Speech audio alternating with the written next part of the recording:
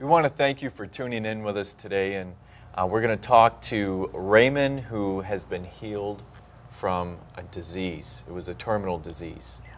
And Ray, if you could tell us a little bit about what your life was like before.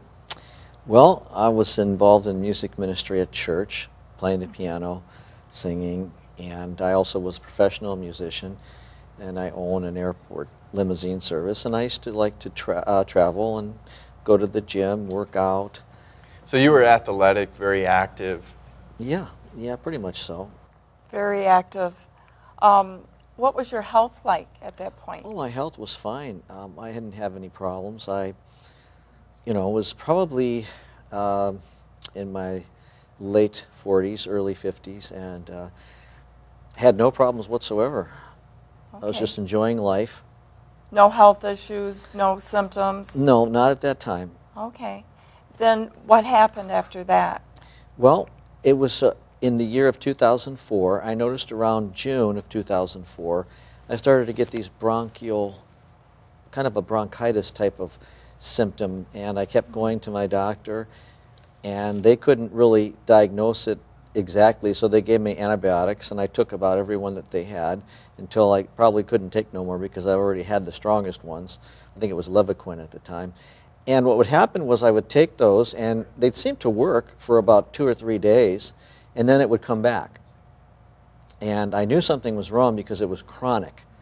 Okay. So at first they thought it was like a chronic bronchitis. Yes. And that's why they kept giving you medication for it, but it was coming back. And probably because bronchitis is chronic, or it can be chronic, that's what they thought at that point, right? Right, and then they took an x-ray actually in September, and they didn't find anything. And so this was September of 2000? Between June and September of 2004 okay. when I was experiencing that. And even up till September, I didn't have any evidence of anything other than some kind of a bronchitis.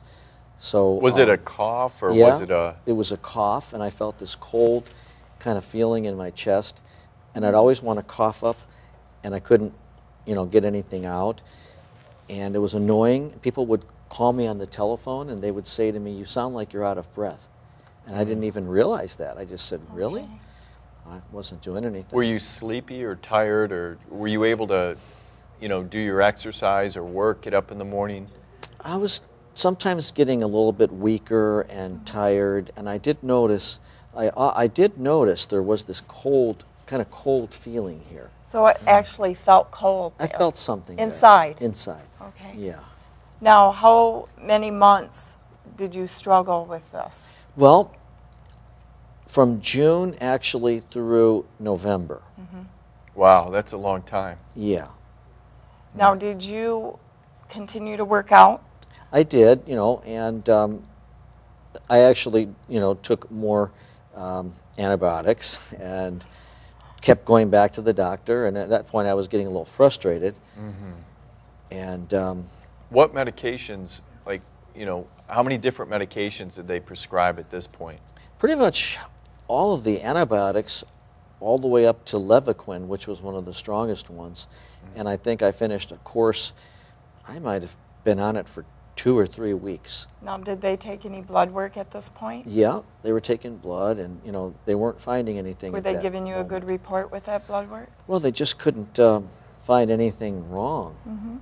And that's why it was frustrating. And I actually prayed. I do remember that I actually prayed, and I asked Jesus to reveal to me what was wrong so I could get it taken care of. Wow.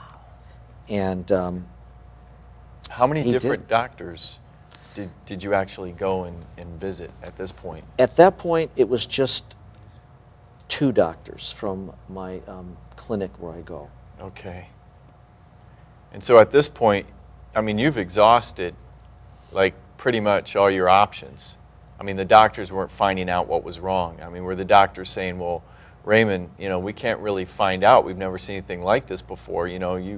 It's still chronic bronchitis, but we're giving you all this medication, and you're not getting better at this point. They thought I was probably a little bit crazy because I was just coming back and telling them of these symptoms, and at that point they start to look at you funny and think maybe you're one of those hypochondriacs. And I just kept telling them I'm coughing something up, and it Yes. wasn't until they took the next X-ray in November when they did find something. Okay. How did your family respond to this? Well, they were pretty surprised and startled when they discovered what was going on. Okay. And prior to that, during this whole thing of being medicated, they were probably saying, I mean, were they saying, hey, Raymond, you got to go in and get another third opinion from another doctor? Well, nobody really thought that. They just thought that it was no big deal. But you knew that something was had definitely a feeling going that something on. was going, because I had sweats. I had night sweats, and these are typical symptoms. And I had some fevers, and found out later that those were all symptoms. Okay.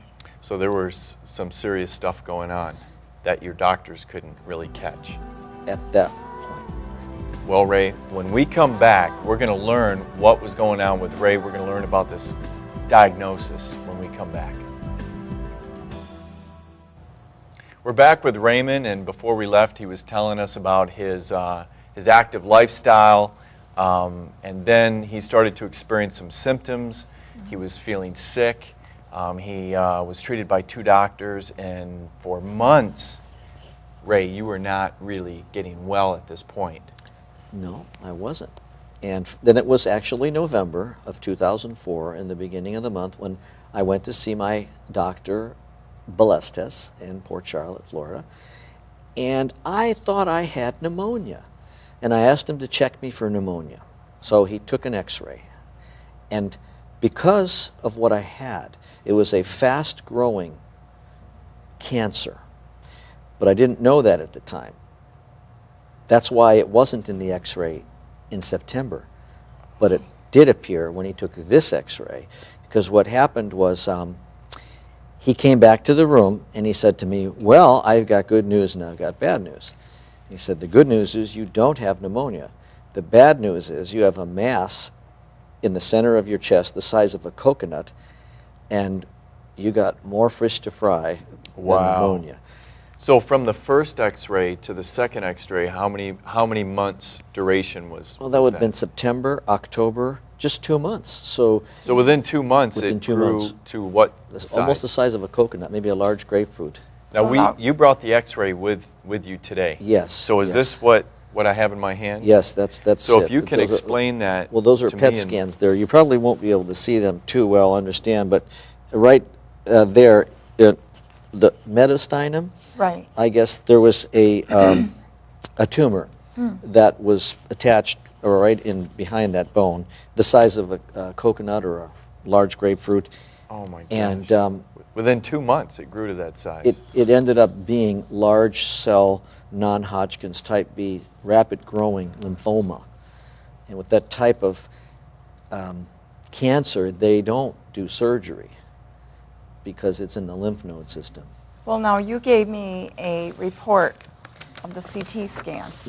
They sent me then to get a PET scan, Okay. CT PET scan, because that's when the doctor said, we don't know for sure what it is. We know it was a mass. But then when they took the PET scan, they discovered what was going on. Well, I'm going to read that. This is Raymond Lamatrice on 11/15/2004. It is the results from the radiologist. And it says, abnormal CT of the thorax, mediastinal, and right hilar lymphadenopathy, lymphoma, or lung cancer. Diagnosis and initial staging. Right. So that's pretty serious. Yeah, I didn't even realize how serious, because the doctors were trying to play it down and tell me, like, well, you know, we do have treatment for this, we can do something, but nobody was making any guarantees at that point. So I just kind of went with the flow, but immediately when I found out, I started to pray and just ask God that He would, you know, be in it. Yes. And sort of guide me, and just, you know, my wife believed all the way through that I was going to be healed, even at times when I didn't. She had the faith. Right. And nothing could shake that faith. No. At one point, I actually told her that I think we should start planning my funeral. Oh my gosh. And she didn't want to hear about that. We were on an airplane back to Florida. I had given a testimony at my nephew's church in Cleveland, Bethel Temple, and as I was getting on the airplane, my doctor had told me that there wasn't anything else they could do at that point after I'd finished all the chemo and finished all the radiation. There wasn't anything else they could do, and she had to now maybe resort to some experimental possibilities. I see. Well, did it shrink at all when you had the chemotherapy? Yes, it was shrinking. It was shrinking, but the problem was that when I was finished with all of the treatment, it never went away. It was still there. It was still there. So as this grew, In the blood and also in its mass. so now as this grew in your chest, you became more symptomatic? Yes, it was actually pushing my heart and lungs apart. So it became hard for me to breathe. And I remember the first day that I was in the hospital, my cardiologist came in, and he didn't know I was in the hospital, and he was really upset because when he found out what was happening with the heart, he needed to know, because it was more than just one thing now. They actually told me at one point that the size of it would probably kill me before the cancer itself. Because it's compressing on your heart. And lungs. Could possibly give you some cardiac arrhythmias, irregular heartbeats. Also with your lungs, you couldn't breathe. Cutting off my breathing, right. Ray, did he give you like a time duration? Did he give you like, well, Ray, we can't do anything else for you. This is it. You have a month. Well,